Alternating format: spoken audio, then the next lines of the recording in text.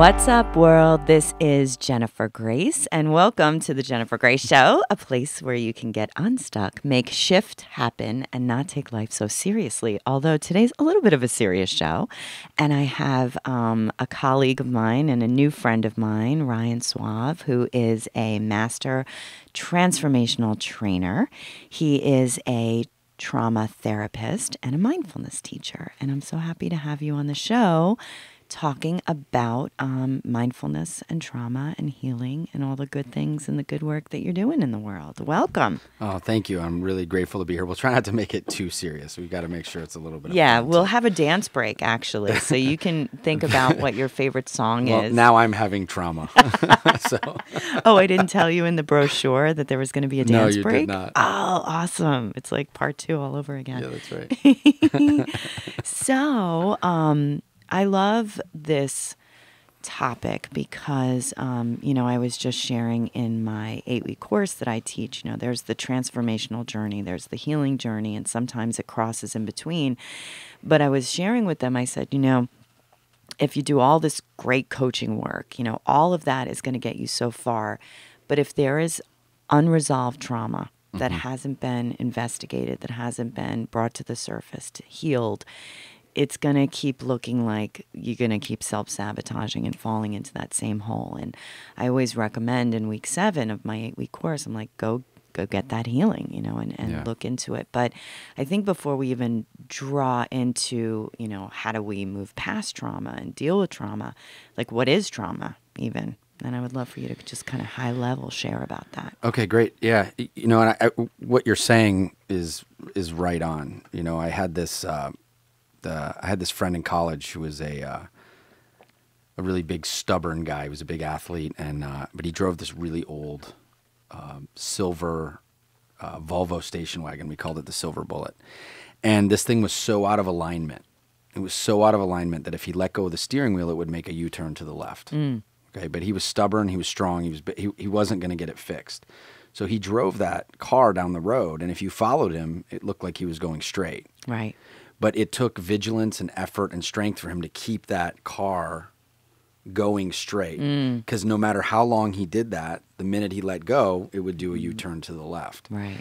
And I think that's the metaphor for what you were talking about with, you can do all this work, and if you have underlying stuff, if your alignment's out in some way, if you don't keep doing it and holding on, as soon as you let go, it's going to do a U-turn to the left. Yeah. And some of those strategies are great because if it happened while you're on a trip, you need to be able to drive the car to a place that you can get it fixed. Yeah. But the real work in this is to take the car in and look underneath and see where it's out of alignment, put new tires on, brakes and all of that. And then you can relate to that vehicle as you drive down the road. And over time, that same vehicle might start to get out of alignment again. Yeah. But the more that we do the original healing work or the original realignment, then it becomes easier to deal with it as we go along because it's not such a big and dramatic piece of work that needs to be done. Yeah. And so I think that's what is similar for us as human beings because that car didn't get out of alignment out of the shop. Right. Along the way, it was on the road. It maybe it was in an accident. Maybe it just had been driven for hundreds of thousands of miles, and over time, it gets out of alignment. And that's what happens to us. We kind of come out maybe in alignment. I don't know. Some of us might experience some trauma. Birth trauma. Yeah, birth trauma. Yeah. We see that with people who've been adopted, who even if they were adopted into great families, they have issues with attachment and connection and stuff like that. But, as life happens, we hit bumps in the road. Our families are not perfect gods and goddesses, as they shouldn't be. They're people who have their own histories, and they relate to us in a certain way, and over time it shapes us. Yeah. And so our formative years, we actually, call them that, are the years that form us as our brain's developing, as our nervous system is developing. And it trains us in a way to respond to events later in life. Yeah. And if later in life as adults we're having events happen and we're having an overwhelming response, it doesn't mean we shouldn't have a response that's like traumatic. If someone I love dies, I'm going to be very sad. Of course. Right. But if they die and then I stop living for years because I can't get out of bed, that points to something more in my history. Mm-hmm. Right. And then, before we were chatting a little bit about, there's different kind of things that could happen that would be cased as trauma, like anything from, you were saying, like a car accident to a divorce to whatever. But like looking at those different categories of trauma, if you could just kind of outline that, I think that's important, because that was interesting for me to hear. So, I think, trauma and PTSD has become it's kind of become talked about a lot in the past 10 or 15 years. And that's great, because we're getting a better understanding of it. Yeah. PTSD wasn't a disorder 40 years ago. Right. It was some other things going on. And then it was an anxiety disorder. And now we're seeing it as its own category in the DSM, which is the diagnostic manual, and it's a stress disorder. Yeah. And we can all relate to stress, I think. Yeah. I know I can. But when we look at the trauma part, there's shock traumas and event-based traumas, events that happen. Right. It could be a car accident, could be a terrorist attack, could be combat, could be sexual abuse, rape, physical abuse. Held up at gunpoint, like something like that. Exactly. Yeah. And those things are traumatic and can leave an imprint in our system, and we can have reactions to that. Even surgeries are traumatic to us, right? Our body doesn't know the difference. Once I'm under anesthesia and they're cutting into me, it's kind of like I'm being stabbed while I'm unconscious, right? So the body reacts. And those things are important to work with. But it's what we would call more of a relational trauma, which is how we're formed growing up, that sets us up to how we hold these events later or how we react to them. Okay. And it explains why you and I could both be in the same event and have a completely different reaction to it. Right. If I leave here and I pull out and someone crashes into the front of my car and I'm safe, I'm going to have a reaction to that. And if I've never been in a car accident or I don't have any stress in my system, I might react for hours or a couple days or a couple weeks. Right. If I've been in a lot of car accidents or I've lived under a lot of stress, that one accident could throw me over the edge. Yeah, got it. So we really look at more of we like to look at relational trauma, how it forms us growing up. And what the example I was giving you before was a rock in a river. Right. Right. And as the water goes over the rock, over time, it shapes the rock. Mm-hmm. Like the child. Like the child, right? Yeah. And it's shaping that rock. And if we're in a river, then it gets shaped in a certain way. Mm-hmm. Even if it's a deep river, there might be a wave or a rapid on top of the river. Yep. And it's not just a wave or a rapid on top of the river. The shape of that rock is informing how the river reacts at the surface. And then that informs how the river relates to anything on it. Right. A boat, a fish, a person. And that's the same with us. Yeah. We're formed over time as we grow up. And then that can set us up to how we react and how we relate to others in life. Yeah. Not just people, but our careers, our views of the world, our belief system, our beliefs about ourselves, our beliefs about the place in the world. Yeah. And can really set us up in how we react to everything. And, that happens sometime over months, years, decades, right? To that like shaping of that rock. And if there's a lot of trauma in the home and having that happen again and again and again. And then as the adult comes out and starts on, a profound healing journey, some people are like, well, I've done all this personal development work and I've gone to therapy and I'm still not healed, Right. And the big healed word. The big healed, like enlightened. It's I want to be enlightened. I want to be enlightened, or is there a cure for trauma? And I know for yourself, like you're amazing, like all the work that you're doing at Stanford University. And I actually want to talk about all the different ways that you are working with people in trauma and healing modalities and all of that. But, I don't know if there is a cure. It's like my mom went through being raped from ages 8 to 12, right, by her father, perpetrator. And she was a real advocate of healing, right, and wrote an amazing book on it called Healing My Life, One Woman's Journey from Incest to Joy. She produced a one-woman show. She uses her art to heal others. That's and, beautiful. Leads women's workshops and does lots of healing actually with men who've already committed sexual crimes and works with them. Oh, like, wow. She's freaking amazing, right? Yeah. And has done lots of different healing modalities. And you've never had an argument with her? Not many. I'm just kidding. No, strangely. Oh, So that's she did a lot of work on herself. That's awesome. And I grew up being told every day that I was gorgeous and talented and fabulous. And her best friend was Gloria Steinem. So that's how I that's grew awesome. up. Yeah, with the women's movement. That's where I didn't have her childhood. But, she's gone from, you would walk in the door and I remember when I Right. was little, I'm like, Mom, I didn't mean to scare you, and wake up in nightmares. And then through the healing work, not having that happen. But still, it's a lifetime journey, and it lessens. But I think also giving permission to people to say that it's a lifetime journey and there may not be this end where you're like, I'm healed, that you're just, your bounce back time is quicker, something that might level you or you would overreact, now it's just a smaller reaction or it's, Yeah. what can you say to No, that? absolutely. I mean, if I could give anybody a gift that came and worked with me, it wouldn't be to never experience pain again. It wouldn't be to never suffer again. It wouldn't be to never hurt again. Right, because that's not real. That's not real, and life happens. And if we're really leaning into life, it's gonna happen. In fact, in order to feel the greatest joys in life, we need to be able to experience the greatest pain. It's when we get stuck in it that it causes the problem. Right. If I could give anybody a gift, it would be for them to be able to recognize when they're out of peace quicker and have the tools to return to it sooner. Perfect. That's so well said.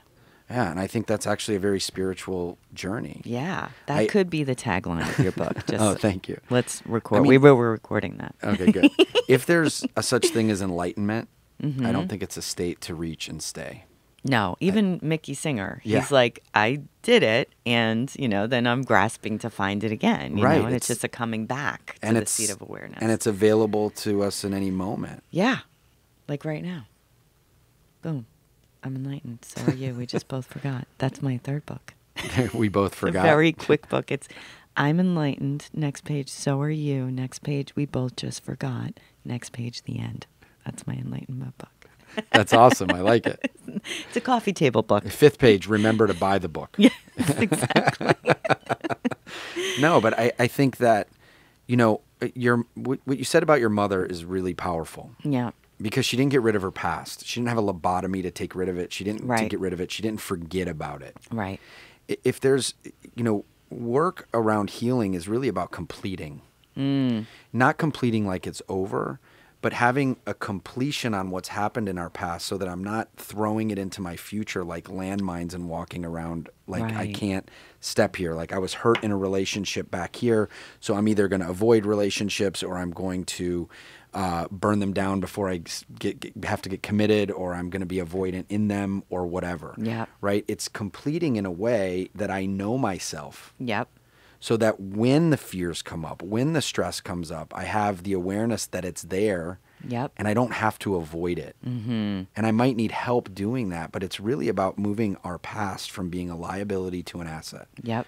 And really, when I work with people with trauma, a lot of times at the end of the work, you wouldn't do this on the first day because they might be in that shock state like you talked about your mom early Yeah. on.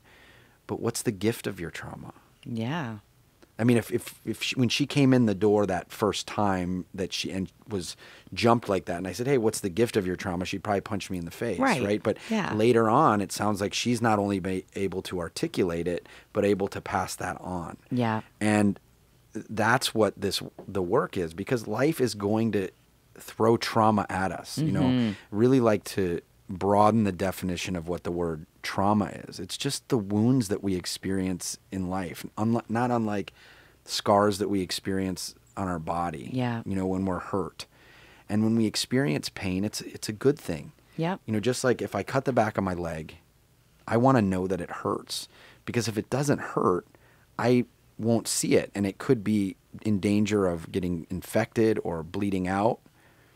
When I can know that there's pain there, I can turn and give it attention. Right. Right. And it might only need a couple stitches or to be cleaned, and then I can be fine. But if you ignore it, If I ignore it, Right. Time doesn't heal all wounds.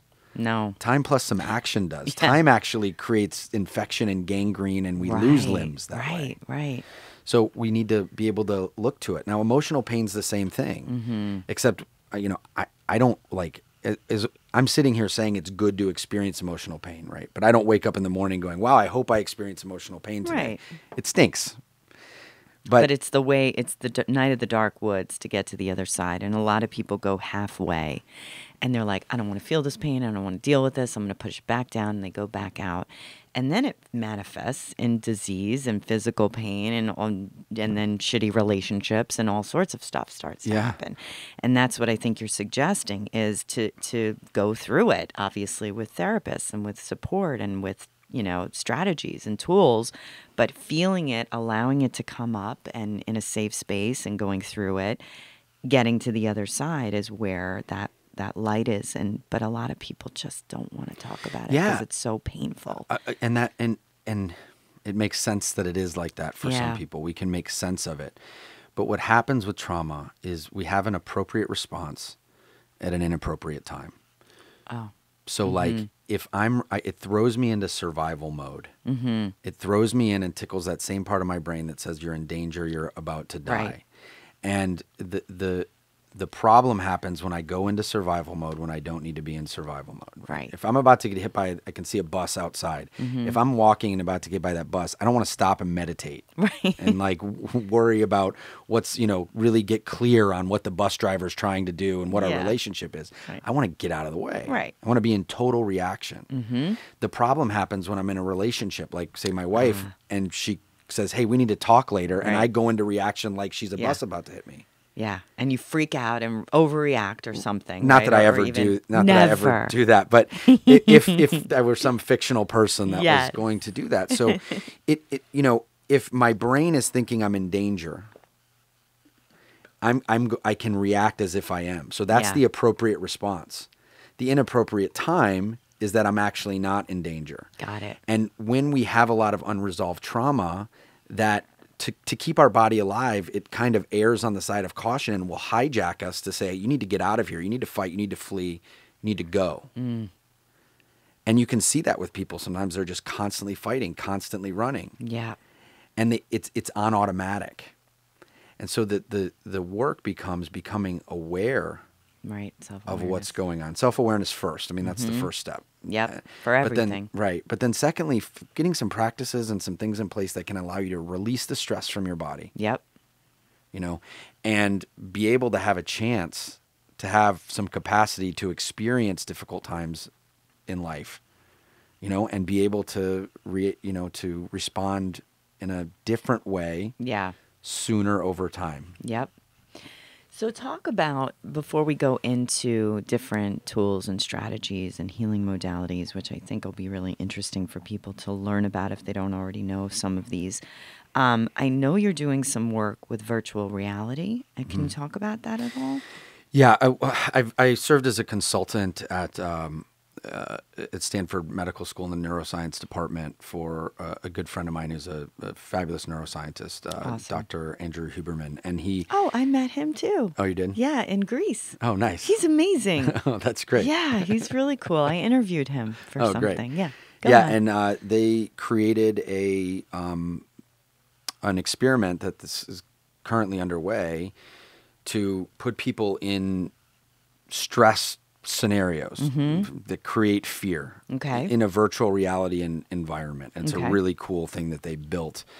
And it measures all kinds of things that are going on in the body, from the eyes to the heart rate to things in your skin and everything. And puts people in situations. We can't take people in a laboratory and actually hang them off a building and see what's going on. Right. But in virtual reality, what we're finding is you can have them in a scenario where they're standing in heights or faced with one of the things that they have is sharks that they're swimming with, or spiders, and see it throws the body into a fear, a stress response, right? Like it's trauma or fear, and can create all kinds of different emotional responses. And we're doing this to then put them in scenarios where they're able to kind of relax and build some capacity in their sympathetic nervous system and the area that they can experience discomfort, and then go back in, and we're learning what's going to happen as they build that and then make better decisions as they go back into the scenarios. But the results of that aren't out yet. But what I think is most cool about this whole experiment, or just in using virtual reality in general, is that it speaks to how what we see, what we might hear, even if it's not real, even if we know it's not real, can drive my body to respond as if it was. And if we look at the diagnosis of post-traumatic stress disorder, it says actual or that someone experienced actual or threatened death or serious injury.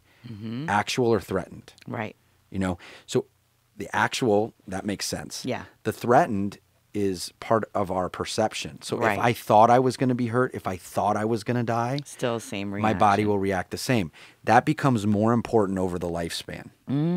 Because what's dangerous to me at 42, or not dangerous to me at 42, excuse me, might have been very dangerous to me at 4 years old. Right. Or 4 months old. If a baby is left alone Right. for a month when they're 4 months old, they're Right. probably going to die. Right?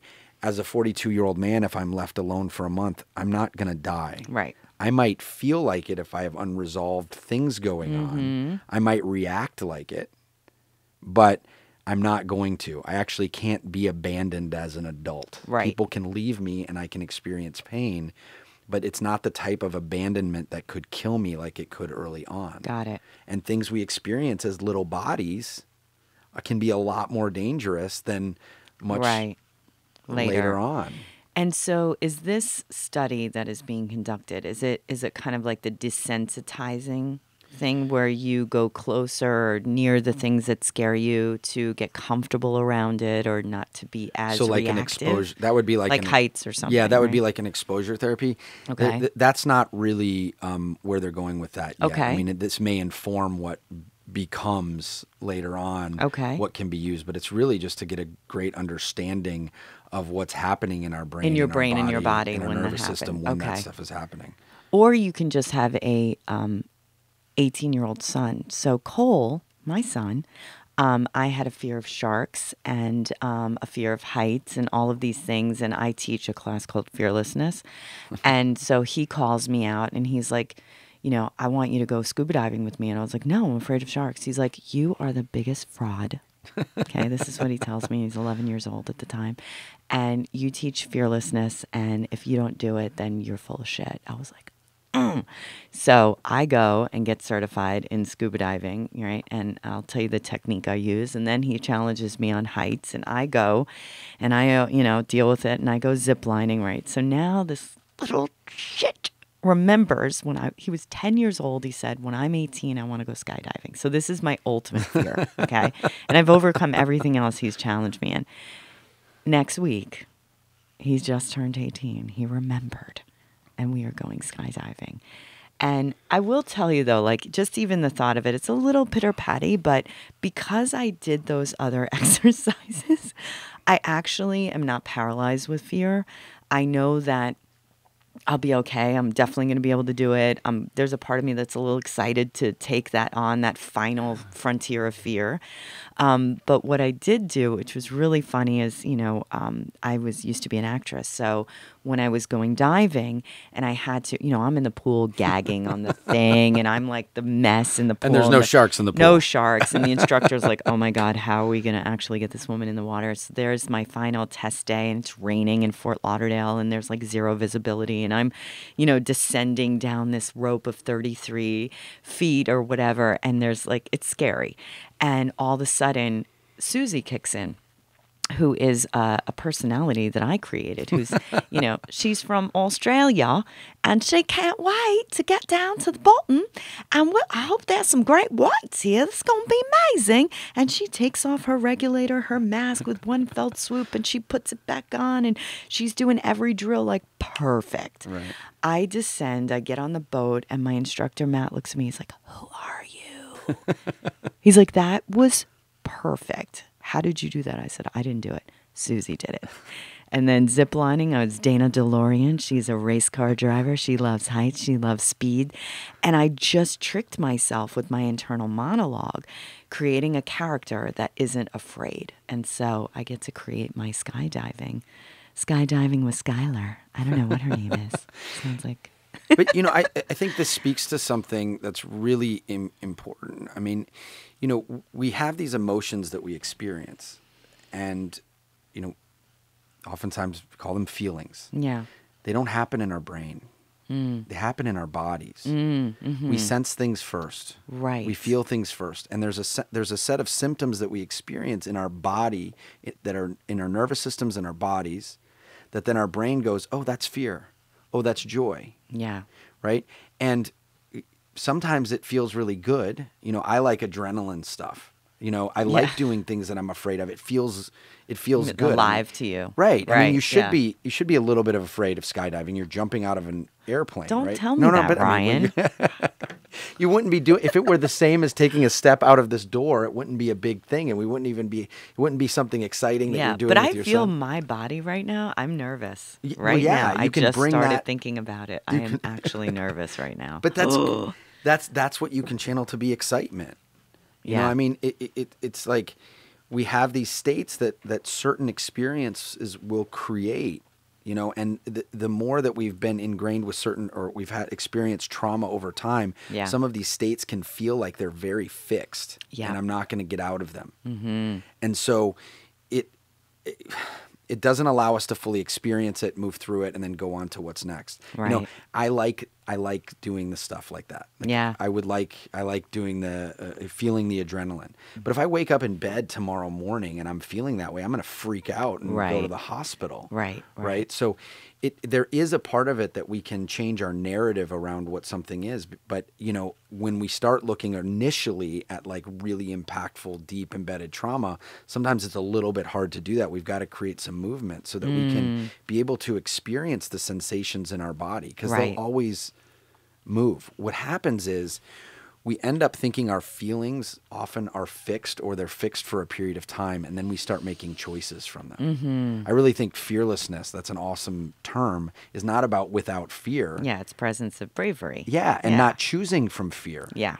I mean, there's certain times that we need that fear, right? I don't want to, like I said, I don't want to stand in front of the bus and go, oh, come get me. Yeah. You know, that's stupidful. Yeah. Fearless is something different in that case, but and it can give us the energy to to stay alive, you know, and our emotions have a place. Yeah. But if we're not able to fully experience them, to build the capacity to experience these what we would maybe call negative emotions, then we start choosing from them, because as soon as they come up, we go, I got to get out of this. Mm-hmm. And we run. Yeah. And the more we do that, like if this wave of emotion builds up, and as soon as it starts building, my reaction is to jump off of it, I'm just going to get hit by the next wave. Yeah.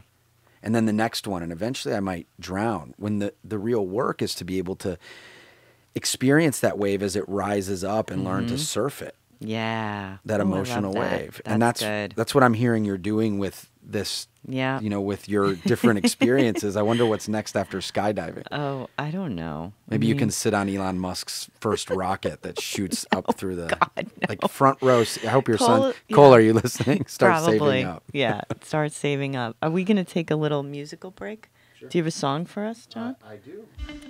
And we are back. Thank you for hanging out with us this morning. And this is the Jennifer Gray Show on Jolt Radio.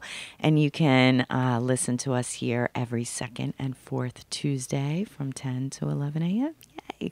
And I have Ryan Soave. If you're just tuning in, we're talking about trauma and healing trauma through mindfulness and different amazing healing technologies and techniques. So that's what I would love to dive into now, is kind of those solutions of how to, you know, once we bring it up, once we start working with our trauma, you know, what are different tools and strategies and modalities that you're a really big advocate of, and what do you do with your clients to kind of give them that capacity to come back to peace? Okay. Yeah, that's great. I mean, I think we talked about being self-aware and having an understanding of kind of what makes us tick and what drives us and what shaped us. It's never really, the trauma that's doing it. Right. Right.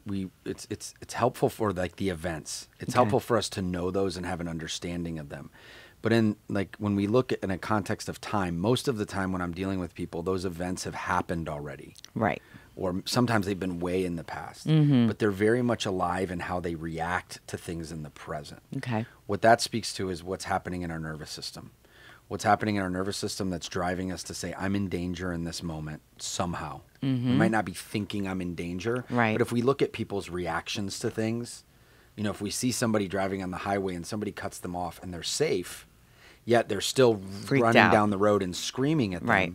They're not in danger anymore, but acting as if they are. Got it. Right? There's a great saying I like, if it's hysterical, it's historical. Oh, that's Right? good. It doesn't mean that we don't have, like, if we were having an argument over something, that there's not something for us to deal with. But if I'm having an overwhelming response, or if you're having an overwhelming response, chances are it has more to do with some things that I've got going on building up in my past that don't allow me to see the problem as it is. Got it. I actually see the problem as it was, meaning bringing my history Right into the to it. present. So what's great about that is that we don't have to change the past. Right. We can't. Right. And we don't have to. What we're looking at is the relationship with it. Because see, it's never the thing. It's never the problem. It's my Right. relationship with the problem. Sure. That's stopping me from seeing possibilities. It's stopping from me acting out of being on automatic. That's having me react rather than respond. Right. Okay. So that reaction often is built in, like, how much stress are we holding in our nervous system? You know, how much are we kind of living in that state of fight or flight? Yeah, all the right? time. All the Some time, people, right? yeah. And when we look at different disorders like anxiety or different, you know, even depression, right? Those things might be something that's driven organically and be something that we've got going on in our brain that's driving it, and bipolar disorder, things like that. But if we can deal with the stress that's happening in our lives, that those diagnoses or those disorders would create, you know, if I'm depressed, it's going to create a stress that maybe I can't relate to people in the world. Or if I'm anxious, it creates another level of stress that doesn't allow me to relate to the world in the way that I want to. So even if we have those disorders that are, let's say they're organic and they're going to be there, we can work with the stress around the thing and make it more manageable. Yeah. And for people that might not have a disorder, we need to be able to figure out a way to release some of the stress so that we're not making decisions based on all of this historical stress that we might be carrying around. You know, if you think about a moment in your life where you were most scared, maybe it was like as you're thinking about the sharks or when you're going to jump out of this plane. Yeah. And you're probably going to yell or scream, even if it's joy or ecstasy, right?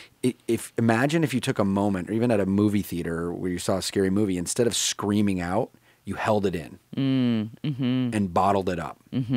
That intense fear. Now try to go grocery shopping, be a parent, drive down the highway. It becomes very difficult because we're holding on to this. And most people don't realize the level of stress that they have because they've just had it. It can become like chronic back pain. Yeah. You know, there's people with chronic pain that are walking around playing sports, and if you threw it in my body, I would fall on the ground because I'm not used to it. Used to it. So, in you know, having an understanding and being able to talk about things like cognitive behavioral therapy, or even some of the types of exposure therapy, or things like EMDR, those are the evidence-based practices that are for like trauma and PTSD. But there's a lot of other things that we can do. You don't have to have the diagnosis of PTSD or identify as having trauma to know that you might have stress. So how do we relieve that stress in our system? And so there's a lot of different experiential techniques that we can use to do that. You know, meditation and mindfulness have become big keywords that we hear all the time. There's books. You walk through the airport, you see books about them. The reality of it is, though, meditation is hard at times. Yeah, it is. If you're really stressed, it can be really hard. Yep.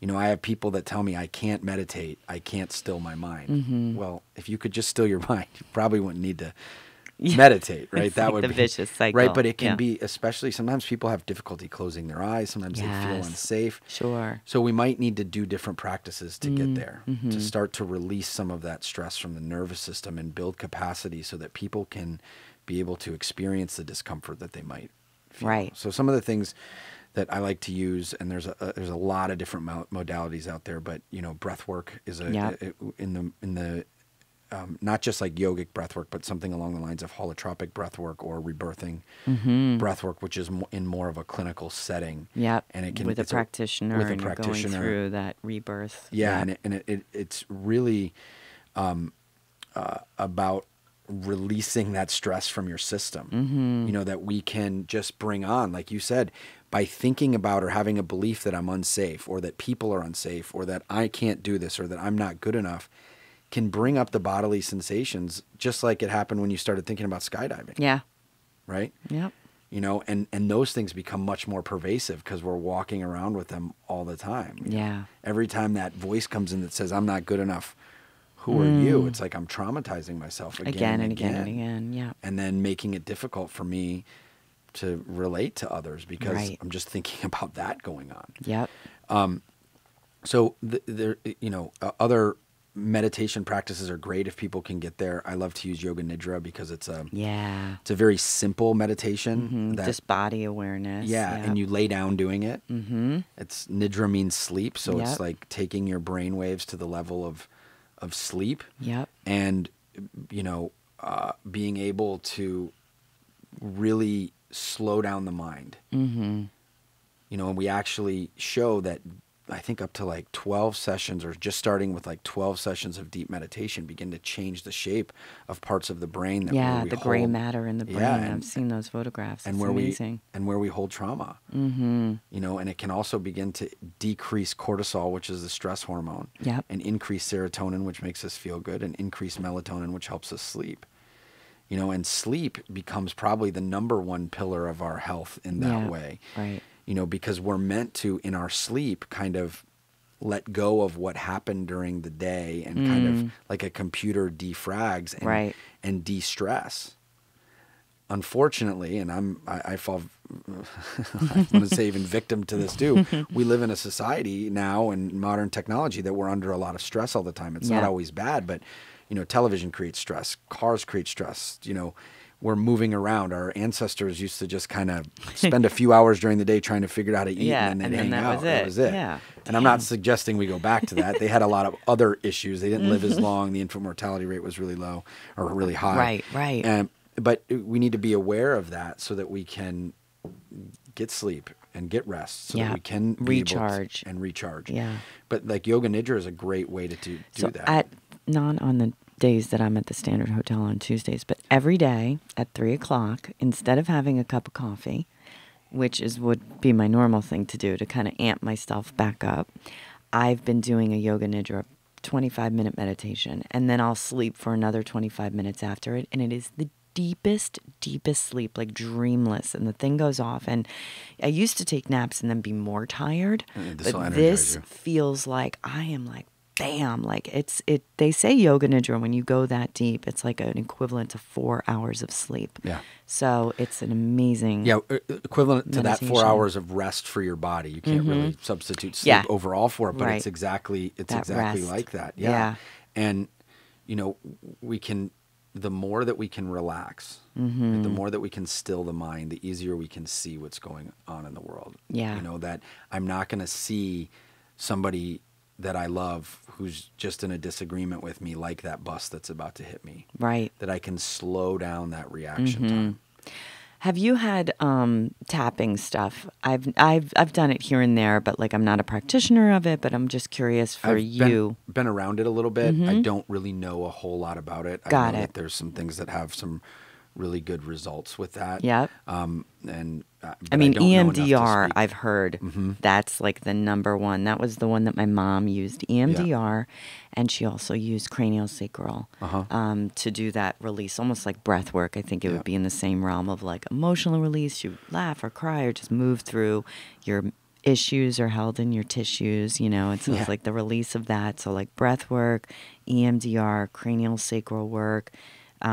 What else? Mindfulness, meditation. Somatic experiencing is a really good one. Yeah, so what is that? I've heard that all the time, but I don't know exactly what that means. Well, somatic means of the body. Right. So we're having trauma is an experience that we actually hold in our body, right? Yeah. And our body does that in a way to help us survive. Mm-hmm. Right?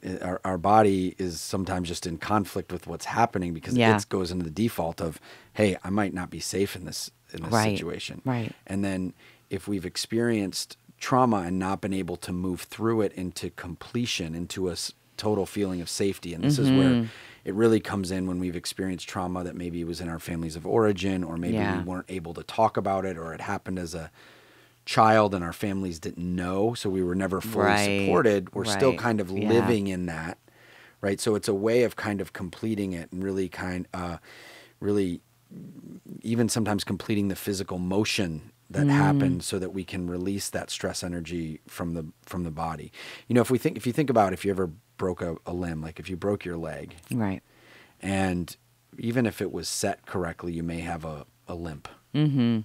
But if it wasn't completed at all, like you didn't have it set, you didn't have a cast on it, or they did it poorly, the limp can be much worse and it can create much more problems later on. Got it. So this can be really kind of like completing some of that, maybe resetting that in our nervous system so that we can be able to relate with things as maybe we want to or should, rather than having overwhelming reactions to them. I think a lot of the practices, and while they're different and some of them work better for different people, you know, my perspective is they can slow down our body enough so that we can experience the emotions like we're built to do, rather than hold them in. Right. And a lot of these type of modalities create a container of time or safety or space to just slow down and let it out. You know, and we kind of have this intuitive sense, and our bodies definitely have this intuitive sense of how to heal. In fact, and this may not be the exact truth, but I see a lot of most medicines are either helping us produce more of what we're not producing enough of, or less of what we're producing too much of. Yeah. Our bodies are really, it's helping manipulate the system that's there and designed to live and flourish and thrive. Sure. In fact, you know, a lot of times if someone's in critical condition and they don't know what to do with them in the hospital, they'll put them in a coma. They'll induce it. It's a state of complete relaxation. Oh, wow. Interesting. Huh. Which is similar to what's happening when you can get into that like deep yoga nidra state. It's like a really relaxing state. And that's also where creativity happens. Yes. When our brain waves are moving really fast and there's a whole lot of stuff going on there, it becomes difficult to create because there's all that chatter. Yep.